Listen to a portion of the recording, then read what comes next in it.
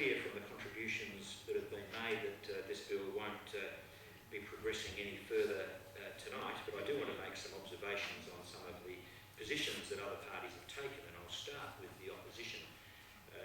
The Honourable David Ridgway referred to this green agenda, the same green agenda that the Liberal government in Victoria, considering exactly the same issue in exactly the same geological formation, thought was worthy of a 2-year moratorium. That's the Liberal Victorian position. And so I think the Liberal South Australian position is clearly all over the show. It's all over the show. I think you've got people down in the southeast, Troy Bell, a member for Mount Gambier, who I think is genuinely listening to the people in his electorate, but he's a lone voice, and at the end of the day he will vote with the party.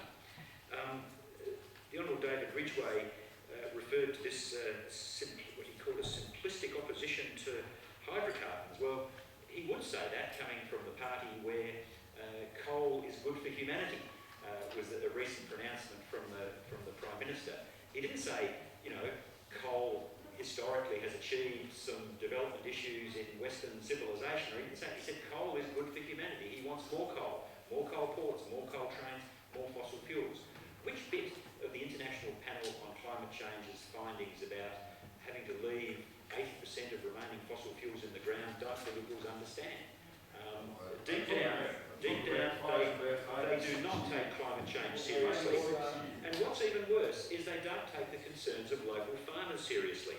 They have not heard that every local council in the southeast has called for moratorium, protection of farmland, parliamentary inquiries. They're ignoring those calls. The Honourable Tung No for the government, his response was as expected. Nothing to see here, folks. Move along. Fracking might have caused problems elsewhere, but we're different in South Australia. Nothing can go wrong here.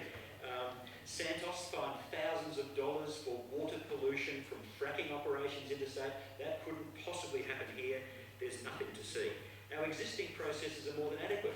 And states like Victoria, they only have moratoriums because they haven't got any laws. Well, excuse me, Victoria's had a gas industry for decades. As a little kid in Victoria, I grew up with gas from the eastern part of Victoria. They've had regulations. That's what happened to you. They've had regulations for decades, and it's an insult to those states to pretend that they're a regulatory vacuum, which is why a moratorium is appropriate in Victoria, but not appropriate in South Australia. The Honourable Bernard Finnegan suggested that fracking is here to stay. Well, not if the farmers of the southeast have their way, because they are determined to make sure that their productive farmland is protected. If people want any indication of the hysteria being driven by industry around this, you've only got to look at the Chamber of Mines press release from last week, when the Liberals dared suggest that we might have an inquiry into fracking, and all of a sudden the Chamber of Mines is out there saying that the economy would be destroyed and that business confidence would be in ruins if anyone dared ask any questions about this industry. What an outrageous thing to say. But members have referred to the fact that an inquiry was suggested today by Mr Troy Bell, member for Mount Gambier and the other place. Two bits of information that are critical. First of all, he's brought it on for debate on a non-sitting day, the 10th of December. We will not be here on the 10th of December. And as we've just found out today, Parliament's going to be prorogued. So if you think that Liberal lower house inquiry has got any legs, it can't possibly get back on the agenda or come to a vote until March of next year. March of next year. That's how serious the Liberals are about an inquiry. You get an opportunity next Wednesday to vote for an inquiry. It's back on our agenda.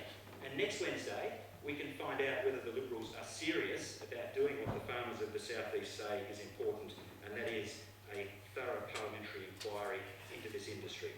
So I see the numbers aren't with us today. Enough members have spoken and put their views on the records that I don't need to divide, but I am disappointed that this sensible bill that would have protected our farmland, protected our conservation land, protected our residential land, and given time for an inquiry won't be successful today. I put the question that this bill now be read a second time. All those in favour? Aye. Against? yet.